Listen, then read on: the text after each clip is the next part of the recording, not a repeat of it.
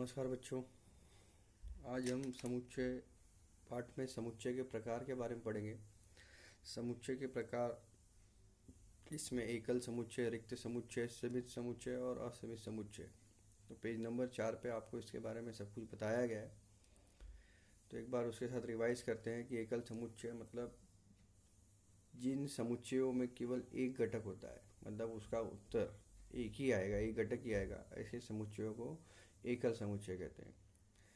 जिन समुच्चयों में एक भी घटक नहीं पाया जाता, ऐसे समुच्चयों को रिक्त समुच्चय कहते हैं। और रिक्त समुच्चय को हम लोग पाई करके दर्शाया जाता है।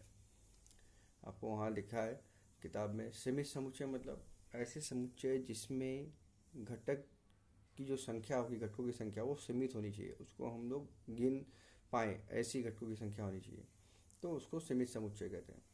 अनंत समुच्चय, जिस समुच्चयों की घटकों की संख्या असीमित है, मतलब उसको हम लोग गिन नहीं सकते, ऐसे समुच्चयों को हम लोग अनंत समुच्चय कहते हैं। उदाहरण वहाँ पे दिया गया है, तो आपको किताब में ये देखकर कॉपी में लिखना है। समुच्चय के प्रकार, समुच्चय का नाम, उसकी परिभाषा मतलब विशेषताएं जो भी है, और उसके द्वारा हम अब आगे बढ़ेंगे। अब देखते हैं सम समुच्चय किसे कहते हैं।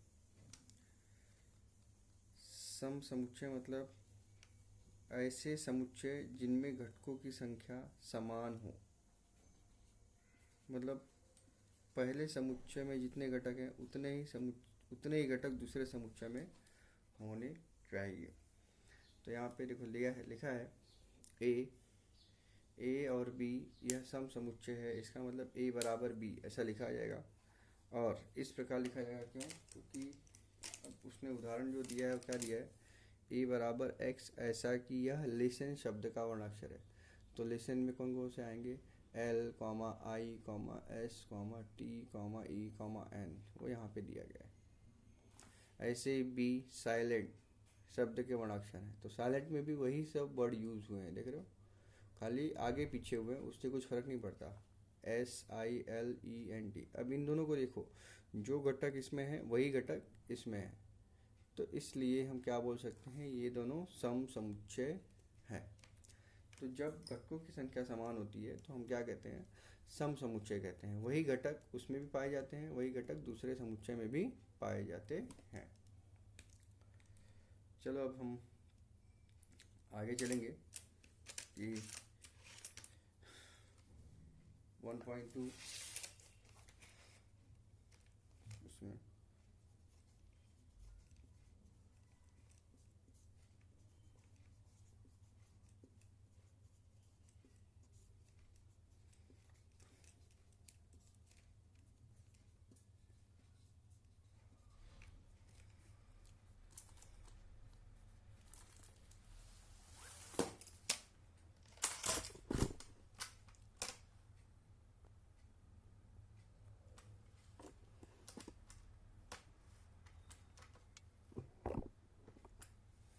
तो आपको अब प्रसंग्रह 1.2 का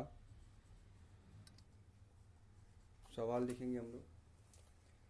पहला देखिए, पहला सवाल क्या है, उसमें आपको कौन से समुच्चय समान है और कौन से समान नहीं, यह कारण सहित स्पष्ट करना है, कारण के साथ बताना है। तो हम इसको सीधे हल करेंगे। आप लोग क्वेश्चन के लिए जगह छोड़ दीजिए। पहले ए, प्रत्येक समुच्चय के घटकों की संख्या निकालेंगे हम। तो यहाँ पर पेंसिल से साइड में एक रफ लिख लीजिए, थोड़ा सा स्पेस देकर। और देखो, अब ये आपका क्या है, समीकरण है, इसको पहले हल करना है। तो 3x - 1 बराबर 2, इसमें 3x बराबर 2 धन 1, कितना आएगा, 3 आएगा। तो x बराबर 3/3। तो x का मान क्या आ गया, 1 आ गया। इसके लिए इसलिए हम क्या बोलेंगे, a बराबर 1। अब a में एक ही घटक आ रहा है, वो भी 1 है। दूसरा b वाला लिखेंगे, x ऐसा कि प्राकृतिक संख्या है,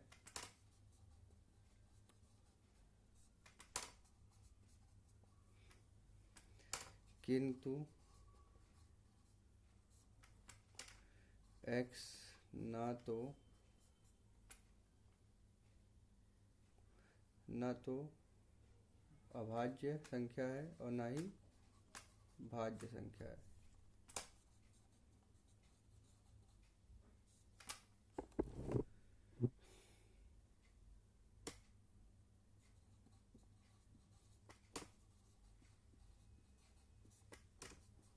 तो फिर हमने पढ़ा है ऐसी कौन सी संख्या है जो भाज्य और अभाज्य नहीं होती? एक। फिर यहाँ पे क्या आ जाएगा? एक। अब इसके बाद सी वाला देखेंगे। इसमें क्या लिखना है? x ऐसा कि x जो है वो प्राकृतिक संख्या है और वह छोटी है किससे? 2 से। तो प्राकृतिक संख्या 1 से शुरू होती है, 1 2। तो इसका मतलब सी में क्या आ जाएगा?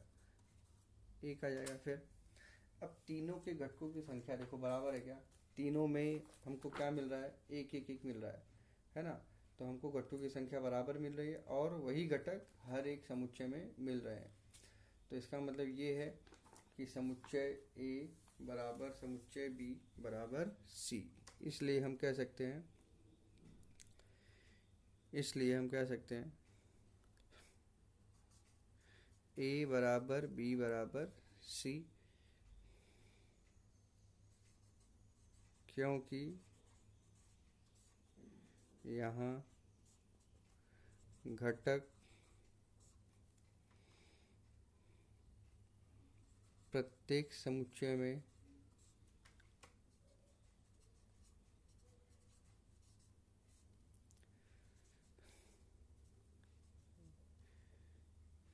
समान है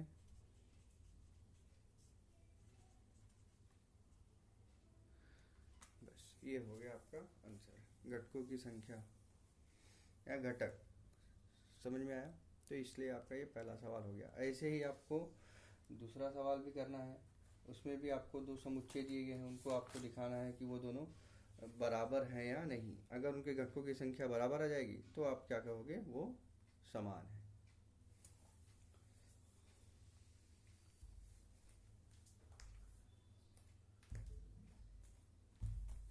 तो ये आपका पहला सवाल हो गया। पहला सवाल आप लिख लीजिए एक बार देखकर समझ के, फिर उसके बाद हम आगे बढ़ेंगे दूसरे सवाल पे।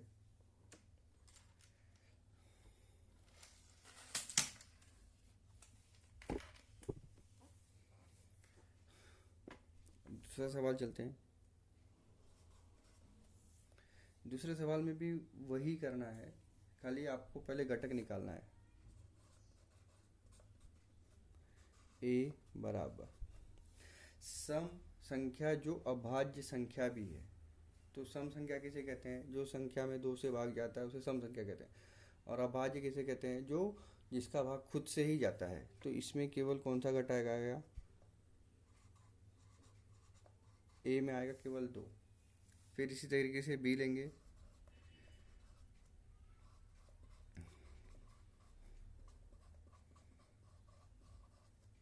तो फिर हम लोग यहाँ पे रफ लिख के पहले ये जो समीकरण है उसको हल करने की कोशिश करेंगे।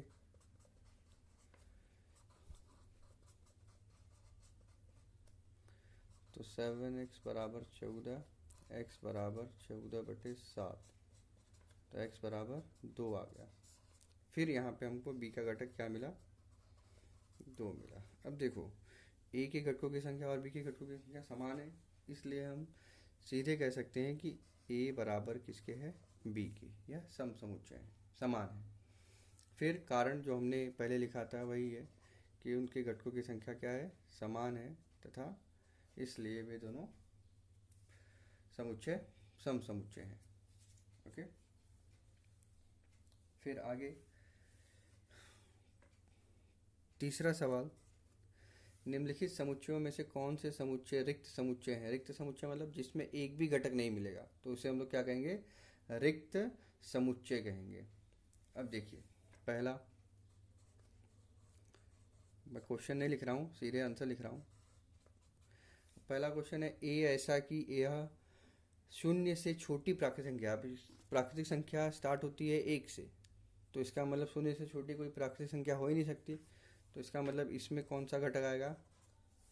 रिक्त, एक भी घटक नहीं आएगा।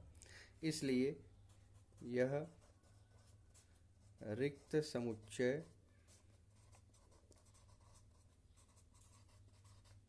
है। समझ में आया? दूसरा हल, अब आपको क्वेश्चन दिया है b बराबर x सच x ऐसा कि x का वर्ग बराबर 0। तो यहाँ पर हमको आंसर मिलेगा, घटक मिलेगा, इसलिए यह रिक्त समुच्चय नहीं है। तो उसको हम लोग देख लेंगे एक बार कैलकुलेशन करके कि क्या इसमें कितने घटक आ रहे हैं या कितने घटक नहीं आ रहे हैं। तो यह रिक्त समुच्चय नहीं है, ऐसा ही आपको लिखना है।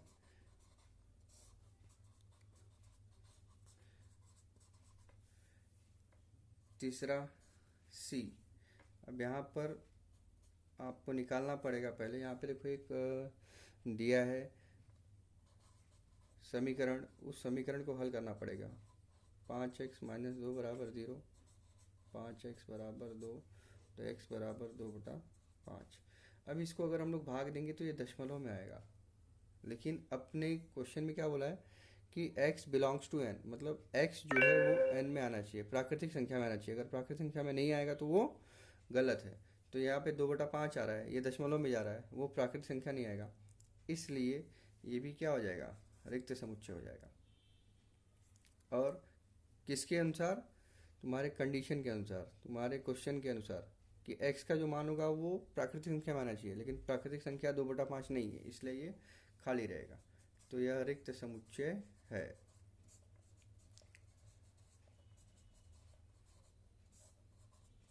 इस तरीके से आपको बताना।